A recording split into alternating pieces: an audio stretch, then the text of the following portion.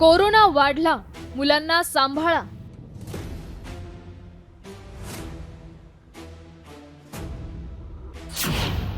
कोरोनामुळे वाढलं पालकांचं टेन्शन.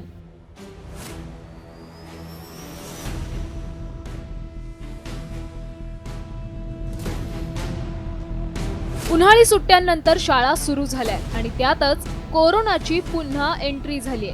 त्यामुळे SARS-CoV-2 या व्हायरस पासून मुलांना सांभाळण्यासाठी आता शाळांबरोबरच पालकांनाही पुरेशी काळजी घ्यावी लागणार आहे. IMFच्या माहितीनुसार मुलांमध्ये कोणत्या साथीच्या रोगांचा प्रसार होतोय पाहूयात. आजारांची साथ, लहान मुलांना धोका.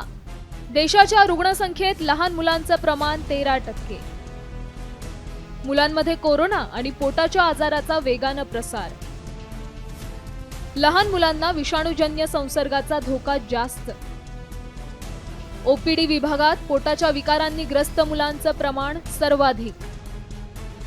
मुलांमध्ये डायरिया, अतिसुस्ती, डिहायड्रेशन, मळमळ आणि उलट्या अशी लक्षणं अधिक. देशात कोरोना रुग्णांची संख्या 5,000च्या वर गेली आहे.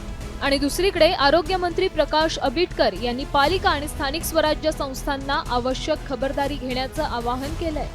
पावसाळ्याचे दिवस आहेत, टेम्परेचर, पावसाळ्याचे दिवस या सगळ्यांमुळे जे काही आजार 7,000 होत असतात त्याच्याबद्दलच्या सगळ्या सूचना आरोग्य विभागाच्या यंत्रणेने दिलेल्या आहेत.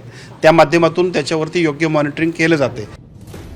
दरम्यान पालकांनी आणि शाळा प्रशासनानं मुलांना कोरोनाची लागण होऊ नये यासाठी काय खबरदारी घ्यायला हवी ते पाहूयात.